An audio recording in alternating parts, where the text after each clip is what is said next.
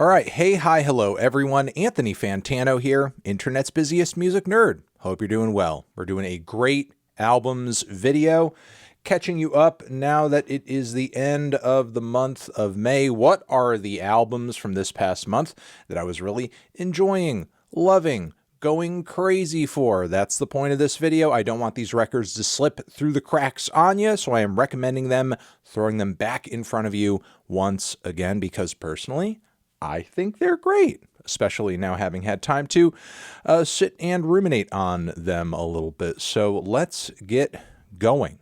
Remember, links to all these reviews for these albums down below, so you can, get some more thoughts and everything on what I'm loving about these projects. Now, this one is from a collaboration that maybe a lot of you are not super familiar with. I wasn't familiar with when I first heard this album. Infinity Knives and Brian Ennals, A City Drowned in God's Black Tears is the name of this record. If you're looking for some super experimental, very bold, very vocal, socially speaking, hip-hop with, I think, some of the most creative production I've heard so far this year, and frankly, bars that are so biting, I'm even afraid to repeat some of them because they're, quite nasty, but still spitting facts much of the time. I would say I highly recommend this album. It was super entertaining.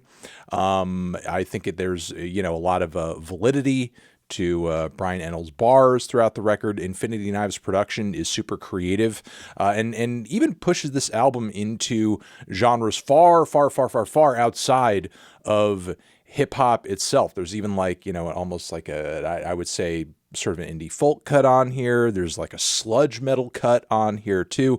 This is a record you really have no idea, is what I'm trying to say, like where it's going to go, what it's going to do next. It's constantly throwing something different at you. And even when it is, riding a sort of predictable, groove or direction for a hip hop album, there's always some kind of switch up. There's always some kind of wild bar. There's a lot to this record. I'm still digging into the layers and the randomness of it, but yes, I'm liking this one quite a bit. Would also highly recommend the new Viagra Boys album, Viagra Boys, essentially a self-titled from the band, and I feel like with this record, they're really kind of sticking to their guns, really delivering on pretty much everything that has made them such a great and solid band up until this point, with some different lyrical themes dealing in physical and mental health and a lot of, I would say, maybe imposter syndrome, identity crisis, that sort of thing on a lot of these tracks with, just like a continuation of the band's usual scuzzy, post-punky, groovy, weirdo sound. Some tracks kind of like throwing it back to some grungy 90s rock and alternative rock vibes on a few moments here and there, like a little Marcy's Playground, a little Butthole Surfers, but it fits them really well. It fits their style really well, honestly. So it's kind of cool to hear them experiment a bit.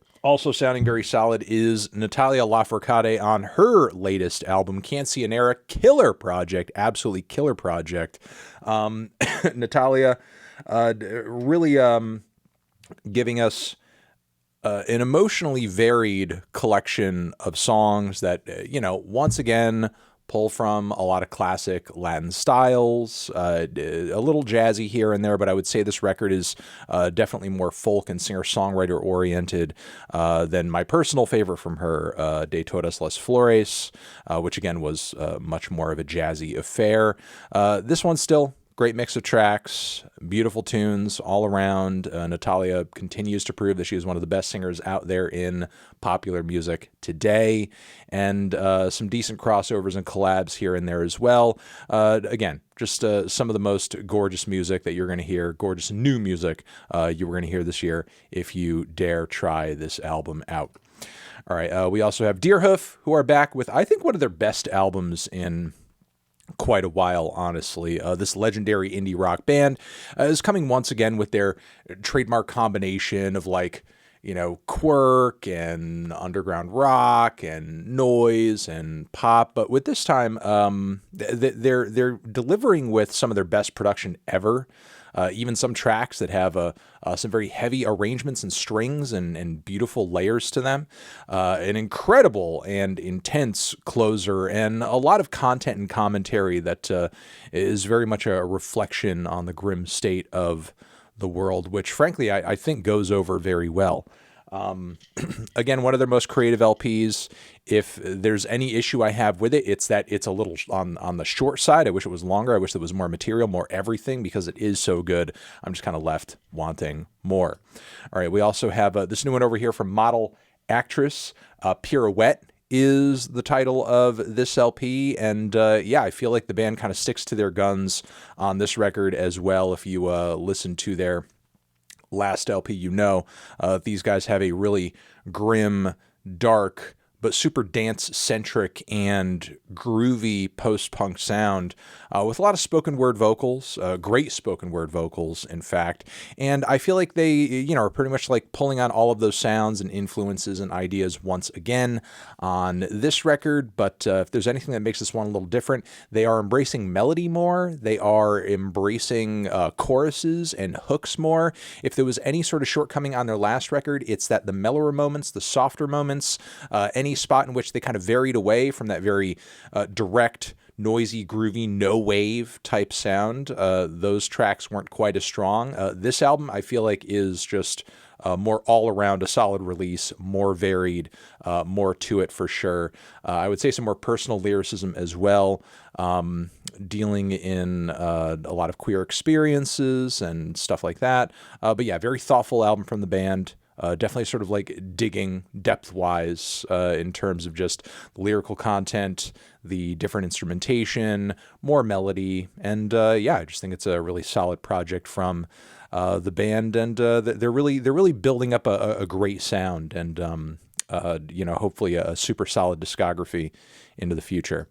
Also liking this new album from a band who are apparently like vets of the Norwegian punk scene, Honningbarna, and Soft Spot is the name of the record. And this is like a really, really great noisy hardcore album with some math rock and post-hardcore influences and noise rock influences. Like the vocals are just searing and intense. The guitars are angular and crazy. The drums like really propel the album so well. The songwriting can be quite catchy sometimes on tracks that go in maybe more of a garage punk and pop punk direction. If you're into bands like Refused and Hives,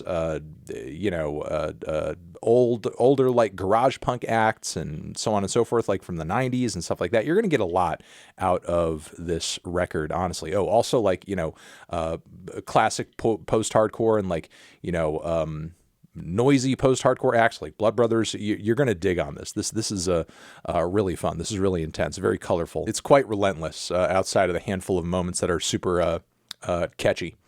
And finally, this new EP from MSPAINT, who are an up-and-coming band that previously I've been a little on the fence with. Not super nuts for some of their more, I guess, like just lo-fi, synth-punky stuff. But I feel like they're varying their sound in a really interesting way on this project. Sure, the brash synth-punk vibes are once again there, but it's being infused on some tracks on this EP with like some prog rock, and the vocals tend to run, I think, like, dare I say, rap centric.